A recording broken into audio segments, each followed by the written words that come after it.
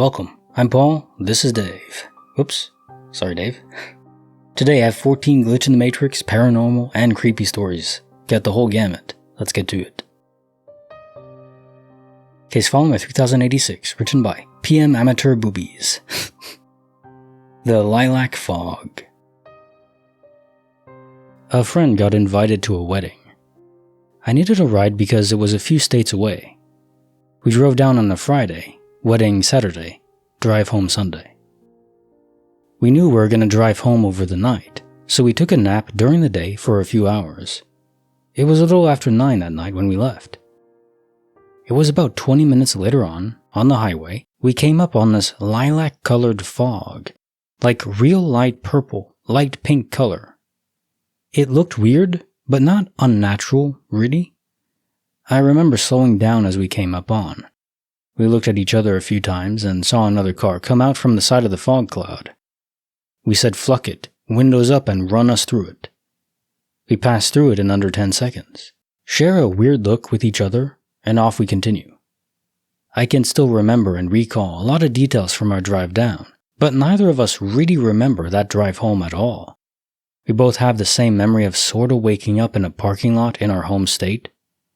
No idea on when we got there, or why we didn't finish driving the 2 hours home or so.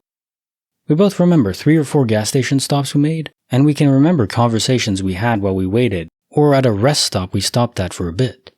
But neither of us can remember pretty much anything that happened in the car or the drive itself for that entire 8 or so hour drive to where we ended up waking up at.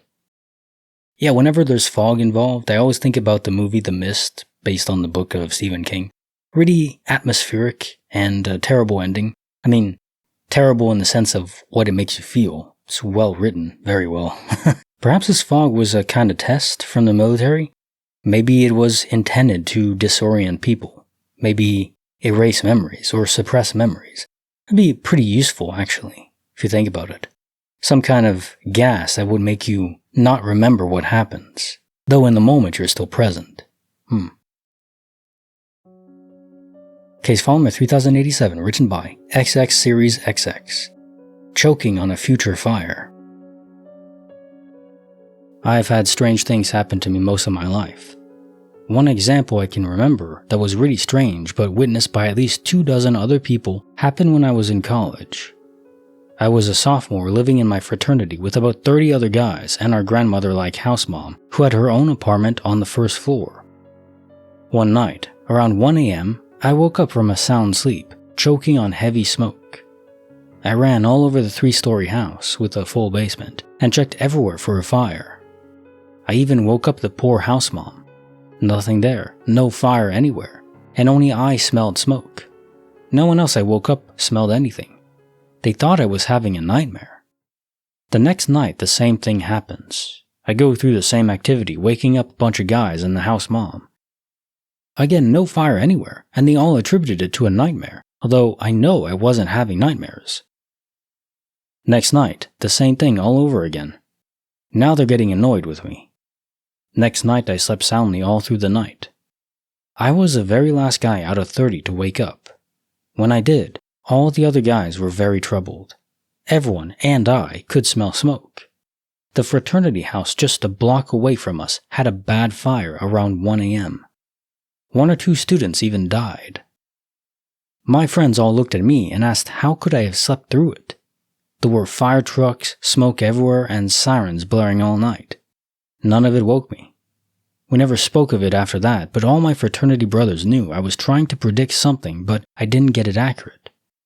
I've always wondered what is the point of having such a predictive gift if it doesn't help anyone. It really annoys me that I couldn't help anyone avoid that tragedy. Something told me to be aware of a fire, but it didn't tell me when or where. What a shame. I mean, you said it right at the end, You have this gift, but it's not honed yet. Maybe it's not possible to hone it, I don't know. Maybe it is just an evolutionary fluke and it's not an imparted gift like a supernatural force gave you this. It's just the natural evolution of our brains, and, well, problem with evolution is it's all about reproduction, so this kind of ability probably wouldn't help you reproduce more. It wouldn't spread any more than any other random mutation that doesn't affect reproduction.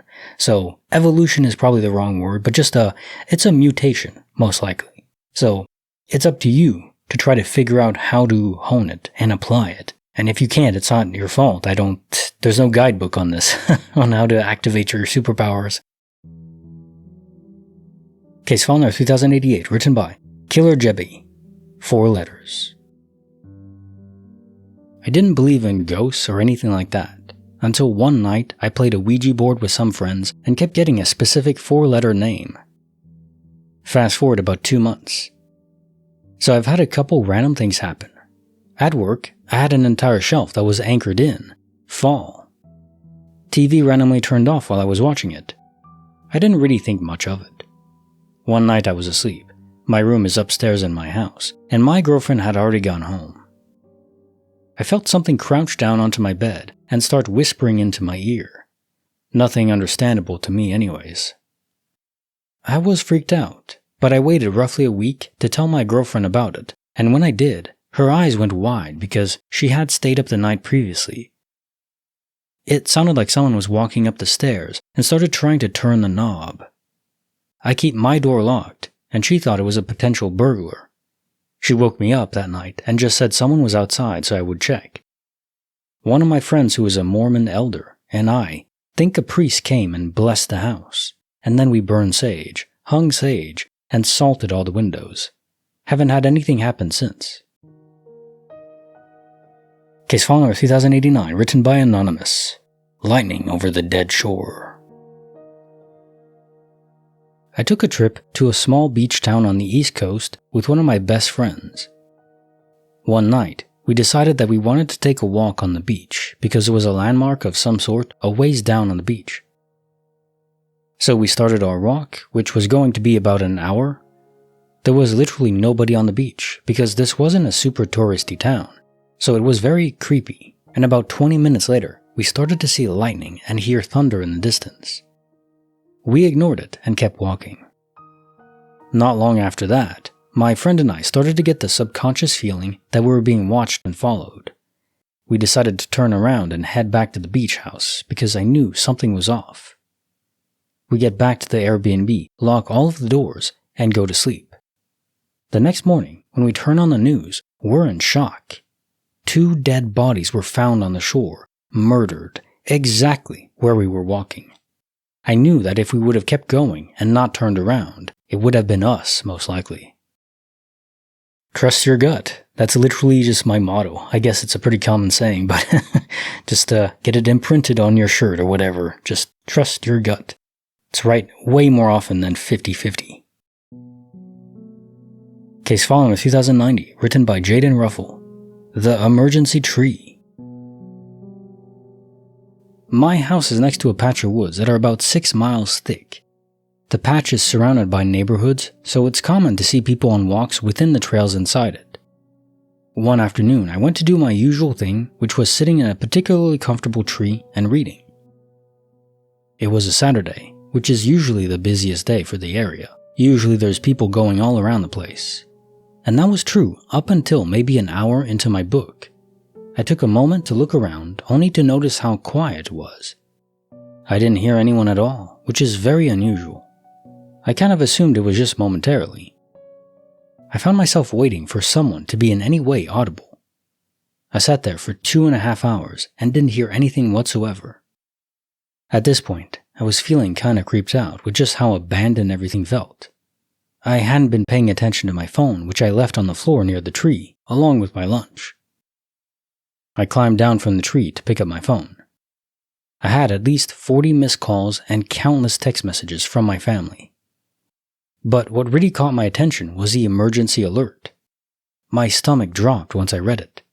A man had killed multiple people and was now roaming the town. The entire town had been locked down hours ago. I quickly gathered my things and ran back to my house. About halfway there, I briefly saw a man standing nearby a neighboring home. I don't know what the guy looked like, but I just had this gut feeling that he was the man. He didn't notice me, and I made it home safely. He luckily didn't get to anyone else within the time, and was arrested soon after. Case file number 3091, written by Redstoner 42069.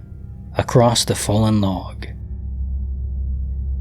me and my friends saw this abandoned house just off the trail from this park. This wasn't a usual park. It had like a creek running through and trees everywhere, almost like a mini forest. We decided to go home and get flashlights. It was 10 p.m., so it was almost pitch black, and went back to the house. We saw a panel on the side of the wall was open. Maybe some people took the screws off the wood panel.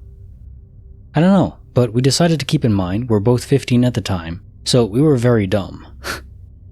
We go in and it's dark, but I look further in and there's a light bulb on in the room at the end of the hall. I tell him, "Hey Alex, that light is on, should we go see?" And we walk a bit, but then hear a noise and run out. We hear something louder and keep running for our lives. We run and have to get over the creek. And there's two ways, either walk over a fallen log, like a tightrope kind of thing, or jump over some rocks that were laid out. We went across a tree because it was faster, got on our bikes and made it off, never even looking back for a second. Now, about a few weeks to a month later, my friend Alex and 3 others go back to that park to hang out, and they hear some screaming from the trees and they bolted. When we went with everyone, about a big group of 20 people, back the next day to the park, we saw a bag of clothes and shoes in the creek, and upon closer inspection, there was what appeared to be a lot of blood on the shirt. It was flucked up. I don't know if it was a sick joke or something happened, but I'm just glad none of us got hurt. We probably should have called the police, but we were too focused on getting out of there and processing it to even think about that. Case Fowler 2092, written by Nottingale. An arm for my brother. Around 2005, when I was 8 years old, my family went to church very early in the morning since it was my baby brother's first birthday. Naturally, we went to eat at a fast food chain right after, and there were only our table and the other with customers a table away from us. The place was big and popular in a mall that has its own entrance, so they could operate earlier than mall hours. We were all seated and my brother was sitting in a high chair. Mom decided to take a video of him with her phone, a Nokia 3600. My mom suddenly went, "Hey, move your arms away from the baby," to my aunt, who was sitting next to my brother. Aunt said, "I'm not touching him." My mom was kind of pissed as she was still seeing the arms during the recording, and her sister insisted it wasn't her. When Mom watched the video, she showed it to us that there was an unfamiliar arm. I saw it clearly. It looked like the arm of a woman, with a hanging striped red and white plastic sando bag. I knew there was no one around as I was looking at my baby brother while my mom recorded the video, and no one was touching him. It looked so real, no wonder my mom thought it was her sis. But the skin tone was darker than my aunt's, and we didn't come there holding any plastic bags. We also showed it to the crew exactly after we realized it was a ghost. Since then I believe in their existence. The video was never deleted on my mom's phone, but it was stolen at another mall. What is the flip, the switch, that makes a camera able to detect the arm but not your own visual sight, because the camera is detecting the same visual inputs? I don't know how to square that one. That seems beyond anything we can explain right now. If you could see it too, that wouldn't be that hard to explain to me. It's just, yeah, the ghost appeared for a moment and everyone could see it, natural, the camera and humans, but that there's input that human eyes can't see, and yet the camera can from a phone. I mean, yeah, there are cameras that can pick up on UV light and infrared light and stuff like that, but this is just a Nokia 3600 phone. I don't think it was doing anything like spectacular like that. Case file number 3093, written by Gilgamesh vs Humbaba, The Golden Passenger. This happened to me in the summer of 2016. I used to work in a warehouse that stored frozen foods, biological samples that needed to be frozen at all times until they were used and the like. The point of this information is that to work in a place like that, I had to wear a big, thick, warm coat. Once I left work, I'd shed the giant coat and throw it in the passenger seat of my eco-lined van. Now to the story. I left work and made my way home, driving through city traffic, getting ready to hit the highway. I'm zoning out at a red light and I'm just kind of staring out of my windshield, waiting for the light to change, when all of a sudden I see the strangest thing. As I'm sitting at the light, I see an orange-golden amorphous cloud on top of one of the trees lining the street, just sitting above a giant limb, floating. At first I think I'm seeing things, or the light from the sun is being filtered oddly through the tree. But then I noticed it getting bigger, and I'm a bit confused. I then realize it's not getting bigger, but in actuality it's floating down toward me. I'm sitting there in awe, wondering what this thing is, when the light changes and I slowly hit the gas, reluctantly driving forward, thinking that whatever this thing is, I'll never see it again. I was wrong. As I'm slowly driving forward, it's flying toward me and is close to making contact with my windshield. It's almost like it's shocking. I can see it, and I'm just as curious as I am about the whole situation. As I'm moving forward and it's moving toward me, we're bound to meet in the middle. At the time, I'd never really dealt with anything like that before, and I didn't know what to expect. I can say, though, that this thing was giving off positive, curious vibes, nothing malevolent or coming from a place of manipulation. I expect to make contact with it, and since it appears like an orange-golden gaseous light, I expect it to come in through the windshield like I'd imagine a ghost would, easily passing through it without an issue. I unfortunately was wrong. As soon as this being hits the windshield, I actually hear a cracking sound. It was so unexpected.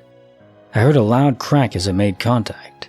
I then expected at least a small fracture in the windshield, but nothing. For a second, I thought it had made contact with the car and couldn't pass through and left. If that is where everything ended, I would have somehow convinced myself it happened in a different way. It was sunlight, not a being, etc., etc. As I'm driving, and right before I hit the entry ramp to the highway, I notice my huge winter work coat sitting next to me is shaking all over. I know this sounds completely insane, but it all happened as I'm telling it. The coat is shaking like a scared or hurt animal. It's not making extreme movements or anything, but it definitely is shaking. Imagine a scared dog and how it curls up in a ball and shakes all over uncontrollably. That's exactly what my coat was doing. I knew that whatever that being was now in my van and sitting on and in my coat. I have no other way to describe the situation. It just kept shaking. So instead of getting on the highway, I pulled into a Home Depot parking lot and just sat there talking to this entity, telling it that it was okay. I know this sounds completely insane, I felt crazy, but I tried to console it like I would a crying child or a scared animal. I put my hand on my coat and petted the coat, but at the moment I was focused on calming whatever it was in my van and letting it know it would be okay. I held an arm off the coat like I was holding someone's hand or paw and just sat there in that parking lot, watching as the shaking slowly ceased. I then explained I was heading home and had to take the highway, and I'd be going pretty fast and that it could leave if it wanted. I even opened the door for it. On the way home, I kept replaying the whole thing over in my head and thought about how crazy the whole thing was. I also knew that if I hadn't experienced it, I wouldn't believe it. I thought I'd never see this being again, but again I was wrong. Shortly after this, I started noticing an orange, cat-like being in places cats are to be expected and places where cats aren't to be expected. First on the road driving back and forth to work, different points on the road, and at first I didn't put two and two together. Then I saw it in my parking lot at home. I then saw the same looking being in the freezer at my warehouse. I realized that what I had experienced was unique, and that this cat being I was seeing was related to that experience. I still doubted myself until I came home from work one day, and my girlfriend told me that she thought she'd seen a weird-looking orange cat in the house. I of course told her some of what happened with the windshield and coat the day it happened, but didn't go into elaborate detail because I knew it sounded completely insane. I definitely didn't tell her I thought an orange cat ghost type thing was following me around. I still see him to this day, and she does as well. He seems to have become quite attached to us. I have no idea why, but we've accepted him as well. Don't get me wrong, it's not like I'm seeing it constantly or even daily or weekly, but I do see it at least every few months. I've woken up to it walking along the floor on two legs, peeking over at us like a little kid would to see if we've woken up yet in the morning. It's always orange golden and always somewhat transparent. My girlfriend and I have both compared notes and we both agree it's cat-like, but humanoid, varies in size from adult cat size to, I guess, a small primate?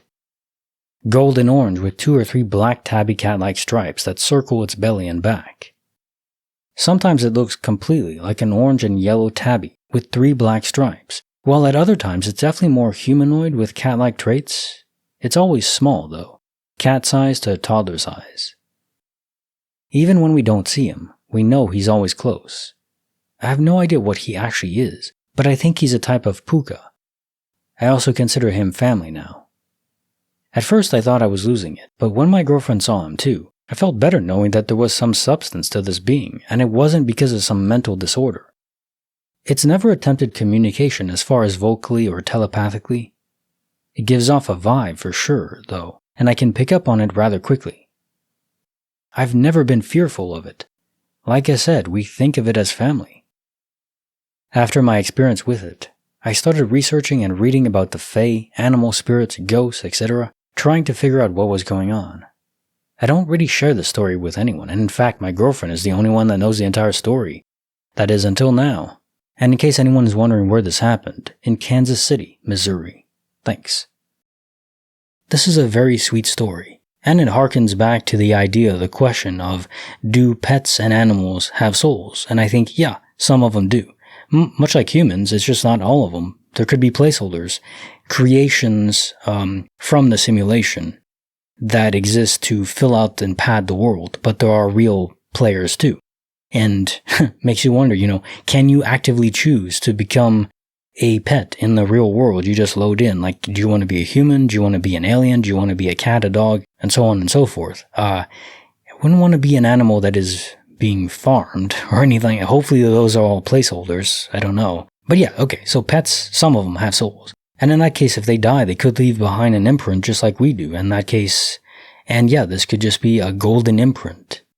I like to think that the color of the imprint matters. A golden color obviously evokes warmth and kindness, even almost chivalry, like a bulwark against the evils in the world. So this entity, let's just say this morsel of a soul, was, even if it was a pet, protective. Case file number 3094, written by ID 9821. The Roiling Blackness. Many people are familiar with the Dark Man, as I've heard it called, where you see a tall man in all black in your periphery, but when you turn to look, there's no one. What happened to my best friend, we will call him L, and me, was similar to that, but different in some very significant and creepy ways. It was a hot and cloudless August day. 3 other friends, L and I, were playing hacky sack in front of my house. L was to my right in the circle. One of the people across from the 2 of us was juggling the haystack, and we were paying attention for when he'd pass it. As we watched, I felt and saw in my peripheral vision a void. Not a person, just an empty yet roiling blackness. I yelled and leaped to my left to get away and turned to the void to get a look at it. The only thing I see is L. He jumped to his right and yelled at the same time I did. I, of course, asked if he saw that. He's like, nope, fuck everything about that. He doesn't say anything more on it, runs into his house and says he's staying in for the rest of the day. It was like 3 p.m. The other 3 had no idea what we were talking about. They hadn't seen a thing. This happened close to 30 years ago, and we still talk about it from time to time. Oh, it reminds me of the black dot, maybe a quickly appearing and then corrected one.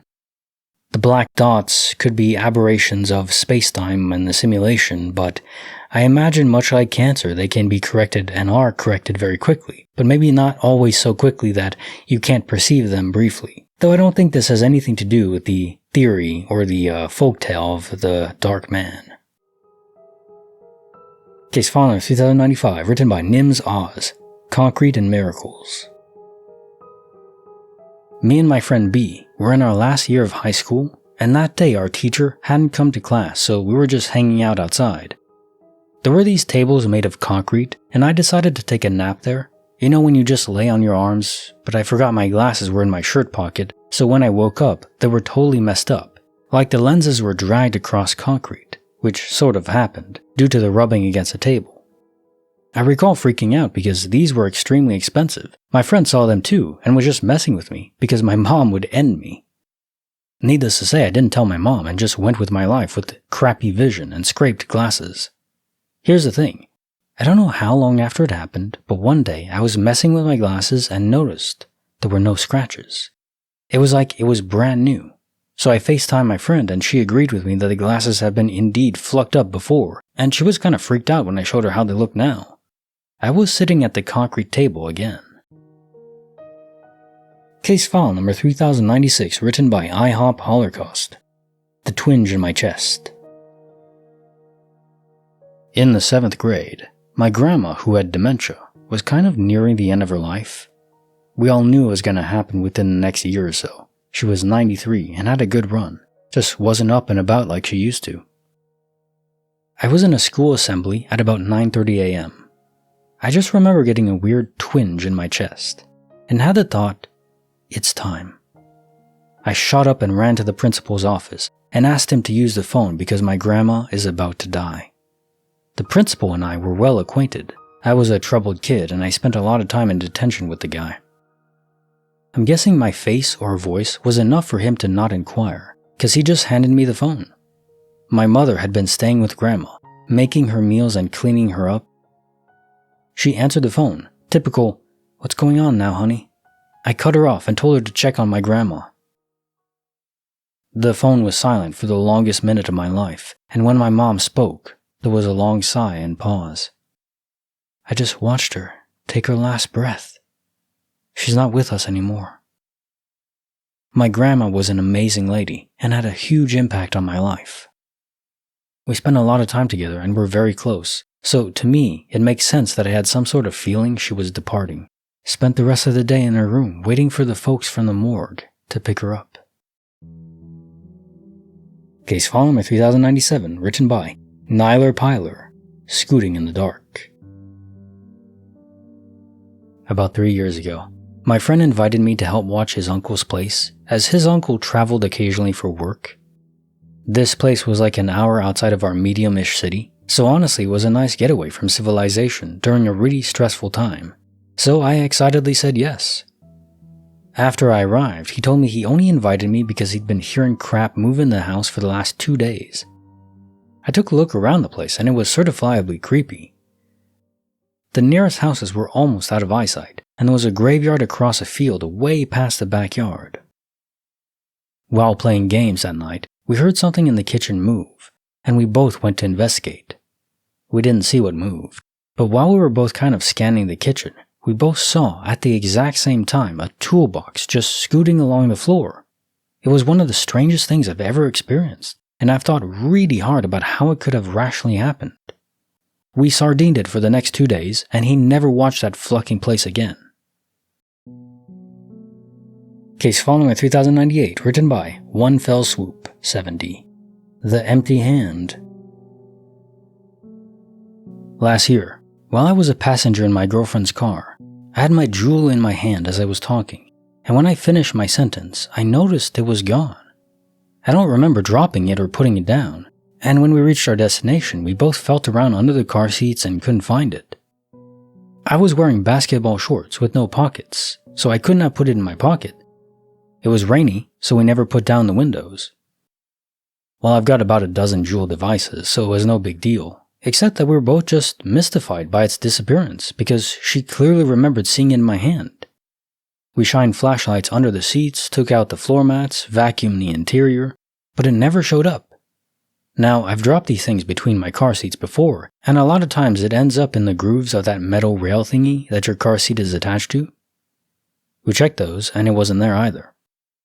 About 2 weeks ago, I remembered that I had once bought one of those neodymium fishing magnets, which I had never gotten around to using, and thought it would be useful in locating my missing jewel. The magnet pulled out a lot of metal crap from the darkest recesses of the car, loose screws, staples, etc., but the jewel device was not among them.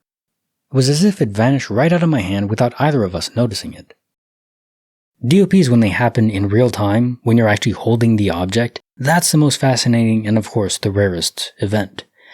Not returning, this is a true classic error code event, I think. Case file number 3099, written by Snape2255. The Place You Shouldn't Step Into. Two stories. The first happened when I was a teenager. The second a couple years ago. First one. I used to feel uncomfortable regularly in my parents' old apartment. It was on the top of its block, with the only thing above us an attic that we had access to and needed a tall ladder. For years I used to hear footsteps above me at nighttime, like heavy military-style boots. The flat already felt rather creepy. The worst occasion was when I was sitting up in the evening, playing games on my computer at the back of my room. I began to feel incredibly uneasy and felt as if something or someone was staring at me and watching me. This feeling emanated from the same spot in the room each time, a spot near the door. It was so intense that I kept turning around and looking at this exact spot over a period of time whilst on my computer because I felt so uncomfortable. Eventually, I decided to get a glass of water from the kitchen. I grabbed my glass and went to walk out of the room. An important note here is that we had 2 cats at the time, neither of which made any remote habit of being near my room often. I had to walk past the spot I felt something in to get out of my room, and as I did, I froze at the sight of both of my cats sitting in the hallway, staring into my room. Both cats briefly looked up at me, then looked back to a spot in my room, the exact spot where I felt something was watching me from. I freaked out and spent the rest of the night on the sofa in the living room, not sleeping at all. My cats never bothered to sit there and watch again, nor did I ever get that feeling. At least not that intensely, ever again. Second story. A couple years ago, myself and my girlfriend, now wife, were looking after my mom's dog for a while. I would often walk the dog if she was at work and I was off, or she was unable to for any reason. Nearby to us was a little woods that we used to go through. This wood was split into 2 distinct parts, with a fence separating either half. All public access though, the path wasn't blocked. We'd walked through the woods, both halves, dozens of times before. On this particular occasion, it was just me and her dog, a Springer Spaniel, so not small and quite confident. We'd happily walked through the first half of the woods and were approaching the second half, where the fence ran up to the next path. My stomach dropped. I suddenly felt incredibly uneasy and uncomfortable. I was staring into the second half of the woods and simply had this gut feeling that I absolutely should not go into it, no matter what. One thing that stuck with me here as well is that the dog, who is usually walking slightly ahead and trying to lead the way, was also not keen on going forward and wanted to turn around. We did just that, turned around and went back, walking rather quickly and looking back on myself as I was going. When we'd gotten back, I couldn't shake the restlessness, and it actually haunted me for the rest of the day.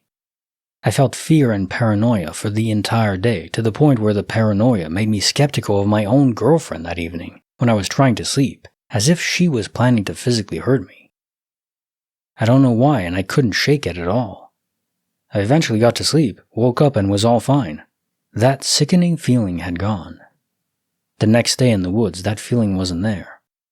I do, however, remember a weird smell coming from that half of the woods whilst walking through it not long after, like the smell of death. There were also random small animal corpses that began to be hung on trees around there every now and then, rabbits, etc.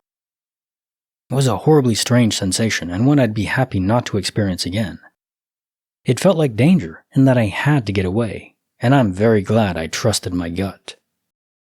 Once more, trust your gut. It's like that meme of the rainbow words emerging. Yeah, listen to your gut. It's not always right, but often enough. I wonder what on earth the dead, hanging corpses of animals are about. Is someone going into the forest doing that, or is it an entity beyond just the mundane human affairs? Now time for the jokes of the day. Dad, name a country without the letter R in it. Son, no way. I was sitting drinking coffee in my slippers this morning when I thought to myself, I really need to wash some mugs. Ugh. Bleh. Get yourself a mug. 77% of people are idiots. Fortunately, I belong to the 33% of intelligent people. Wait a second. Customer, this steak is practically undercooked. Do you serve all your steaks like this? No, sir. It's extremely rare. Fun fact: koi fish always travel in groups of 4. If attacked, koi A, B, and C will scatter, leaving behind the decoy. Nice one. Video up here. YouTube thinks you'll like it. Check it out. Don't forget to like the video and subscribe. I'll see you guys next time.